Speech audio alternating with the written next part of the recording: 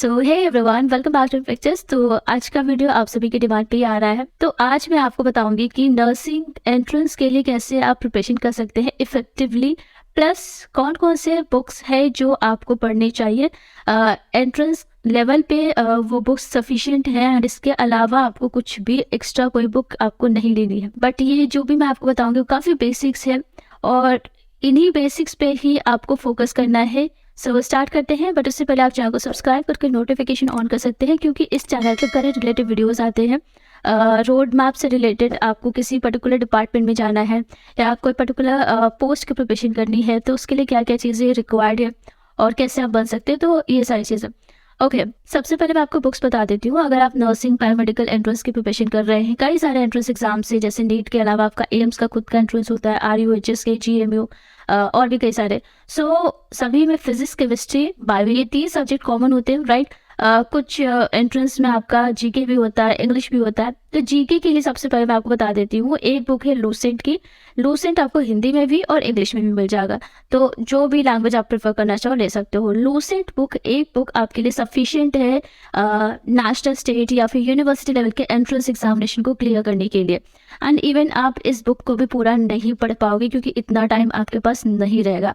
और एक और बुक है दिशा पब्लिकेशन की। अगर आप चाहो लूसेंट नहीं लेना चाहते हो या फिर आपके पास दिशा पब्लिकेशन की है बुक, तो उसको भी आप पढ़ सकते हो, वो भी काफ़ी अच्छी है। अब जैसे कि आपका फिजिक्स, केमिस्ट्री, बायो होता है, ये 3 सब्जेक्ट आपके 11th एंड 12th का जो सिलेबस होता है वही मेन सिलेबस है। एंड मोस्ट इम्पॉर्टेंटली आप NCERT को गो थ्रू करो। NCERT सबसे ज़्यादा इंपॉर्टेंट है। 90% आपका जो क्वेश्चन होगा वो NCERT बुक से ही आएगा।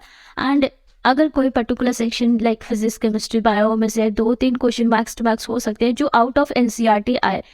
अपार्ट फ्रॉम दैट, अगर यहाँ पे आप ध्यान दो तो आपको एंट्रेंस क्लियर करना है, एडमिशन लेना है आपके जो भी डिजायर्ड कॉलेज, यूनिवर्सिटी, राइट। तो उस लेवल के प्रिपरेशन करने के लिए आपको सिर्फ NCERT पे फोकस करना है। बहुत बेसिक सी बात है, बट इसको भी कई लोग इग्नोर करते हैं।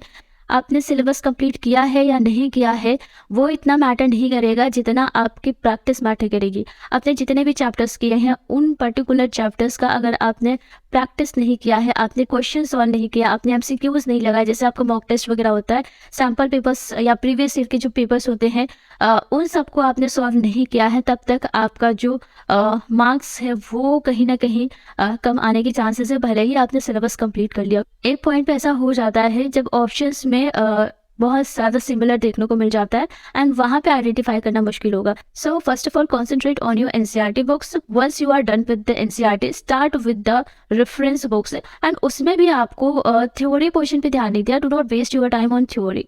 आप कॉन्सेंट्रेट करो क्वेश्चंस पे, ज़्यादा से ज़्यादा क्वेश्चंस लगाने की कोशिश करो। थ्योरी के लिए आपके लिए NCERT सफिशिएंट है। एंड सेकेंडली आपको मॉक टेस्ट देना है अगर आपका एंट्रेंस ऑनलाइन होता है। मोस्टली एंट्रेंस ऑनलाइन ही होते हैं, तो मॉक टेस्ट देने से फ़ायदा यही है कि आप अपने टाइम को मैनेज करना सीख जाते हो और यहाँ पे आप यूज्ड टू हो जाओगे। प्रैक्टिस करने से आप कंफर्टेबल हो जाते हो। ऐसा ना हो कि आप फाइनल जो एग्ज़ाम डेट है उस दिन जा रहे हो एग्जामिनेशन देने और उससे पहले आपने मॉक टेस्ट दिया ही नहीं है, तो वहाँ पे आपको बहुत अनकंफर्टेबल फील होगा और हो सकता है नर्वसनेस की वजह से आप अच्छा एग्जाम भी ना दे पाओ। सो ये बहुत इंपॉर्टेंट है कि आपने PC या लैपटॉप पे मॉक टेस्ट दिया हो। ज़्यादा से ज़्यादा प्रैक्टिस करने से आप टाइम को मैनेज करना आपको आ जाएगा। एंड प्रीवियस ईयर्स के क्वेश्चन पेपर या सैम्पल्स पेपर भी आपको सॉल्व करने हैं, क्योंकि प्रीवियस ईयर्स के क्वेश्चन पेपर सॉल्व करने से आप पैटर्न को ज़्यादा अच्छे से समझ पाओगे और उस पैटर्न के फ्लो में जब आप आ जाते हो तो चीज़ें आपके लिए बहुत ईजी हो जाएंगी। उस एंट्रेंस की बुक ले सकते हो, क्वेश्चन बैंक ले सकते हो MCQ टाइप के, जिसमें क्वेश्चन हो। ज़्यादा से ज़्यादा क्वेश्चन सॉल्व करने से ही आप एंट्रेंस क्लियर कर पाओगे, क्योंकि बोर्ड एग्जाम और एंट्रेंस में डिफरेंस होता है, ठीक है। बोर्ड में आप लेंथी आंसर्स करते हो, लेकिन मॉक टेस्ट में आप 1 वर्ड आंसर करते हो जो कि काफ़ी लॉजिकल भी हो सकते हैं। एंड और कोई डाउट है आपको एंट्रेंस प्रिपरेशन से रिलेटेड, बुक से रिलेटेड, वो आप हमें कमेंट सेक्शन में पूछ सकते हो। सो आज के लिए बस इतना ही, मिलते हैं नेक्स्ट वीडियो में। Thank you so much and take care.